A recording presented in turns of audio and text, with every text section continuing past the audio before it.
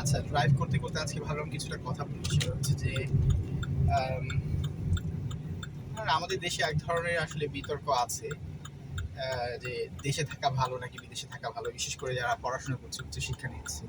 মাঝে মাঝে আমি যেহেতু লেখালেখি করি, আমিও মাঝে মাঝে খুব ধরেন হতাশ হয়ে অনেক সময় বলি যে আহ, যদি সুযোগ থাকে বিদেশে চলে আসা উচিত। আমি নিজেই বিদেশে থাকছি, 20 বছর হয় এখন।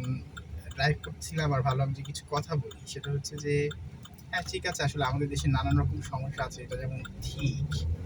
আবার ধরেন এইটাও ঠিক যে বিদেশে যে আমরা থাকি সেখানে আসলে ধরেন আমি আসলে কিছুটা অসুস্থ। যেমন ধরেন আমি আমার কথাই বলি, আমি কিছুটা অসুস্থ, বেশ ভালোই অসুস্থ আসলে। আপনারা তো লেখালেখি পড়েন, পরে বুঝতে পারেন না, কিন্তু আমার নিয়মিত ডাক্তারের কাছে যেতে হচ্ছে, অনেক রকম চেক আপ করতে হচ্ছে, আগামীকালও যেতে হবে। তখন আবার মনে হয় মাঝে মাঝে যে এই যে একা একা থাকা, অনেক সময় আপনার ধরেন পরিচিত জনদের মিস করা, আত্মীয় স্বজনদের মিস করার ব্যাপারটা এটা থাকে আর কি। তো বিদেশে ভালো, ঠিক আছে, যদি সুযোগ হয় আসতে পারেন, করতে পারেন, কিন্তু ওই যে থেকে যাওয়া, আমরা যে 20 বছর, যেমন আমি 20 বছর ধরে থাকছি, এটারও আসলে অনেক রকম মানে একটা জীবন আপনি কাটিয়ে যাবেন এটা ভাবতে ভাবতে যে কোনো এক সময় আমি দেশে ফিরবো। আমি প্রতি বছরই ভাবি, গত লাস্ট 12-13 বছর ধরে তো প্রতি বছরই ভাবি যে না আর থাকবো না, চলে যাবো, কিন্তু আর হয় না যাওয়া।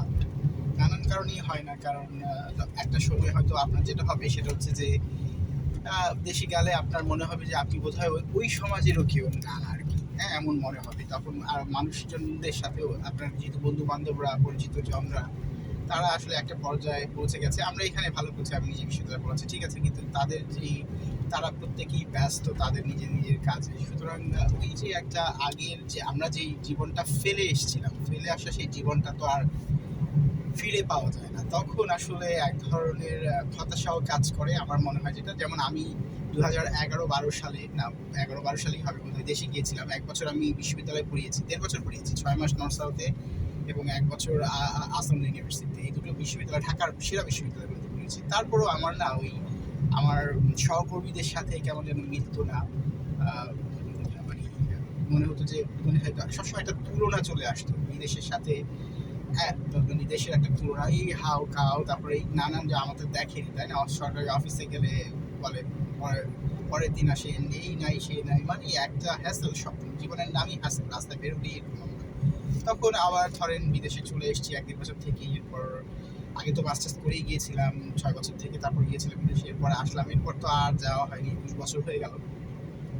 এখন মাঝে মাঝে মনে হয়, যেমন এখন আমি অসুস্থ, আজকে রোববার ঘুরতে বের হয়েছি, একটু ড্রাইভ করছি আর কথা বলছি, কিন্তু মাঝে মাঝে মনে হয় আর কি যে আহ, এই জীবনটা আর বিদেশের জীবন, যারা বিদেশে থাকে অনেক বছর ধরে, তাদেরকেও জিজ্ঞেস করে দেখ। আমাদের ফার্স্ট জেনারেশন, আমি তো ফার্স্ট জেনারেশন, আমি তো বাংলাদেশ থেকে এসেছি।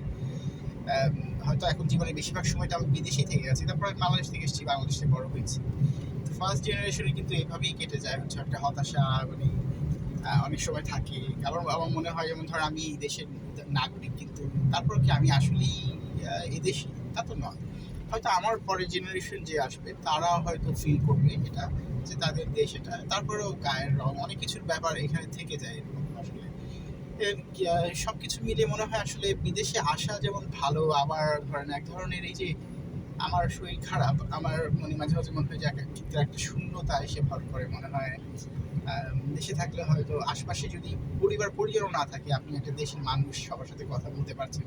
এরকম মানুষদের সাথে রাস্তায় বের হলেই, এলাকায় বের হলেই মানুষের সাথে কথা বলা যায়। তো এই সব মিলিয়ে আসলে এক ধরনের হতাশাও কাজ করে, সব কিছুই আছে।